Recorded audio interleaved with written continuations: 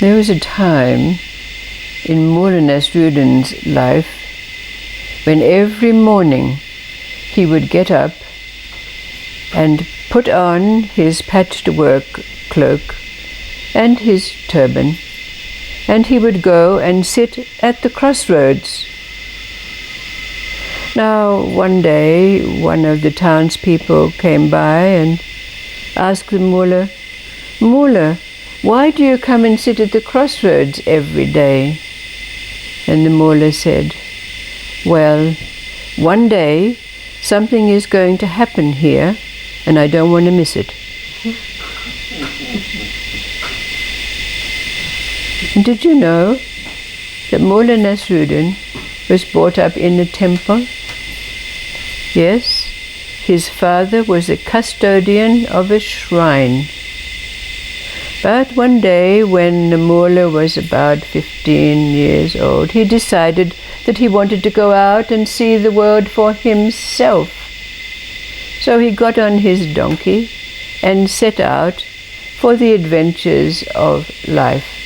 And he traveled far and wide. But then, one day, after he'd climbed a high mountain to a very high mountain pass, his donkey just lay down and died. And Mullah was bereft. So he buried his donkey. On the top of the pile of earth he put a stone, and he sat on the stone, and every day he wept. Day after day he sat on top of the stone and cried. And travelers would come by and they would look at him and say, "Oh, look at that pious man sitting there praying," and they'd give him a few coins. And then one day a rich man came by, a rich merchant, and said, "Oh, look at that man, so devoted, his devotions." So he donated the money to build a little stupa for him. And day after day the mullah would sit there weeping, and people came by, and sometimes they gathered around him thinking that he was a sadhu, had great teachings to impart.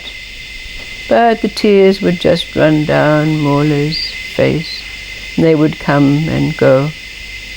And then one day Mullah Nasruddin decided it was time to go back to see his family. So he set off down the mountain. When he arrived, his father said to him, "Oh, son, tell me what you've been doing." So the mullah related the story of what had happened. And his father said, "Oh yes, the same thing happened to me. This is where I buried my donkey."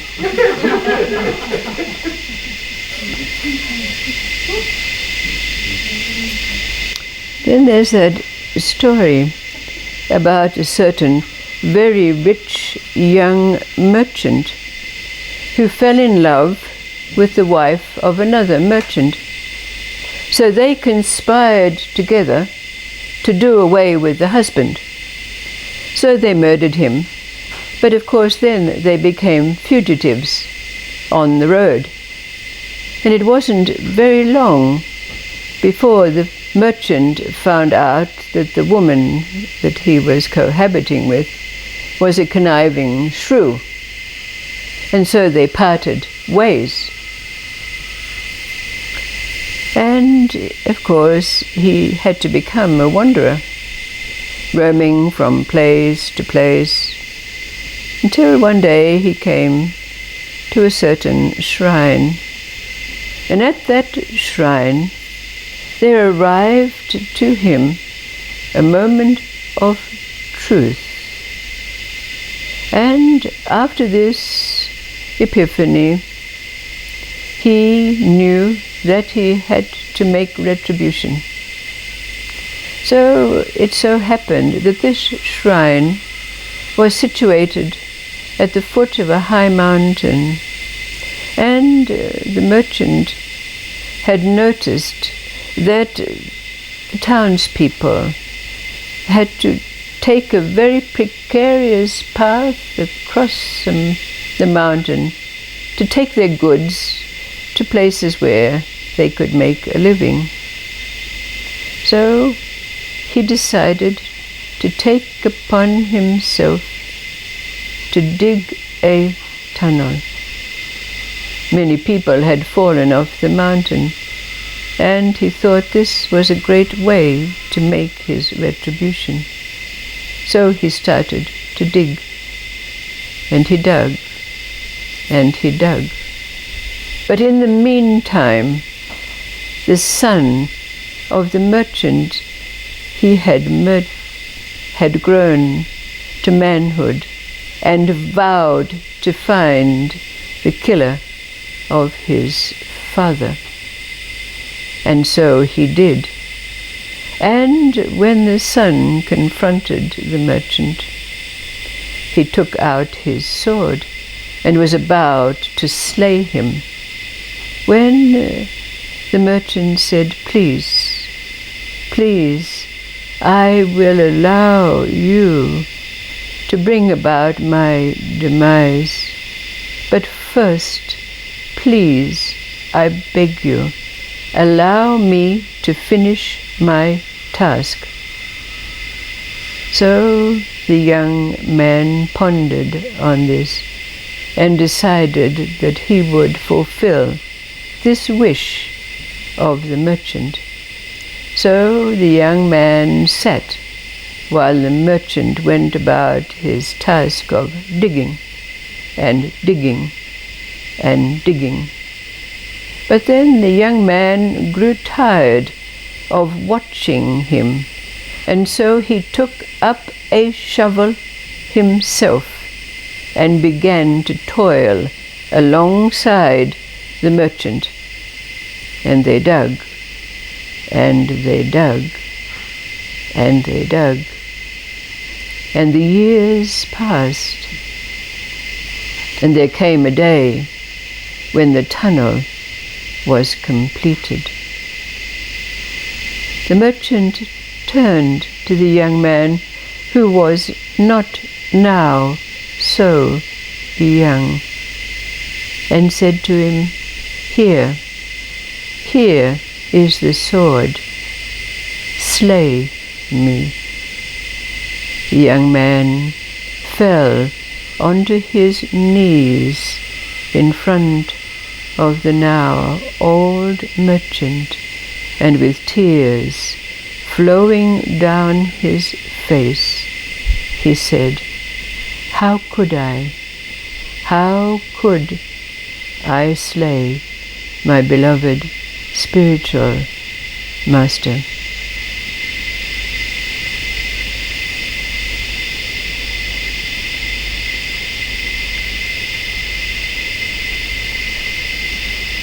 What does the chemistry, the energies of these three stories bring up for you?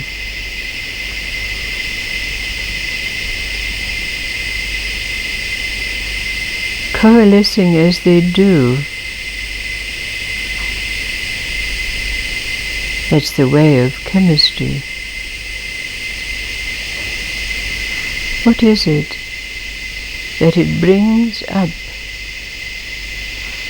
for us?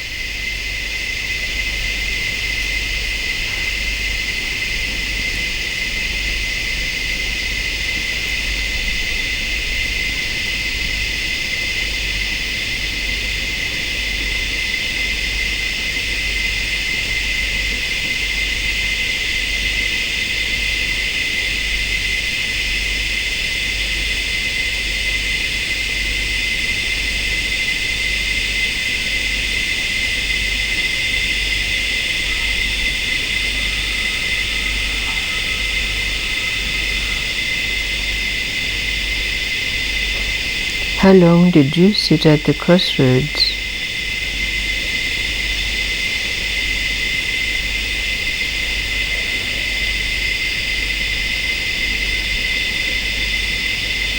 When did you climb on your donkey until the donkey died?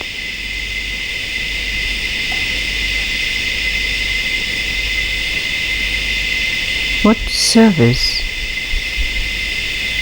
have you given, whether it be in retribution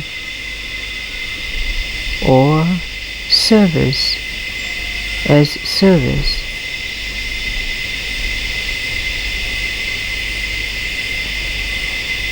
Where are you now?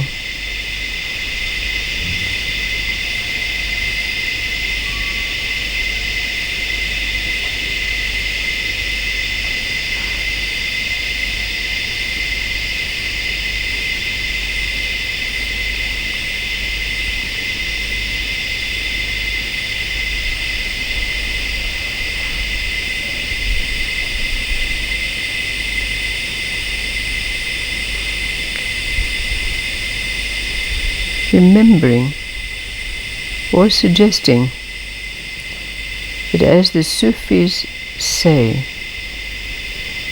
the last phase before liberation or being one with a friend or the beloved, realization of God, whatever it is called, is the period of khidmat, service, whether it's thought to be in retribution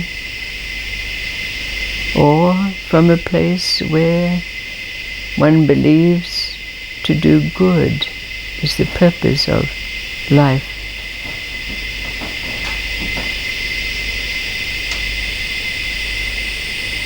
Khidmat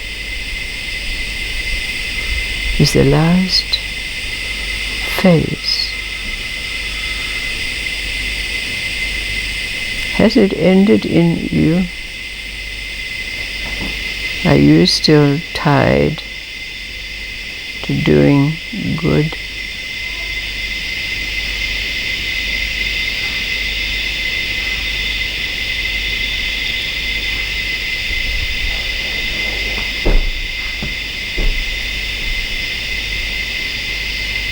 Responding to life as though you were some kind of slave?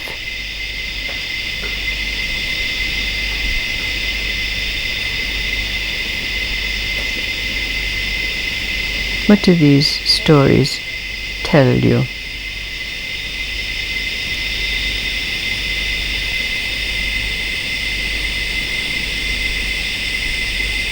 Thank you.